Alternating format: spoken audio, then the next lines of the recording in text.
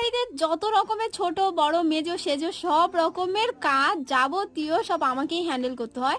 এই যেমন আরবিনা মানে আমার বেটির মেয়ে, এতদিন আমাদের বাড়ি ছিল ক্লাস 4 পর্যন্ত, এবার 5 থেকে ও নিজের বাড়ি যাবে, ওখানটায় গিয়ে ও পড়াশোনা শুরু করবে। সেই জন্য স্কুলের সার্টিফিকেটটা যেটা আর কি ট্রান্সফার সার্টিফিকেট সেটা আমাকে আনতেই হবে।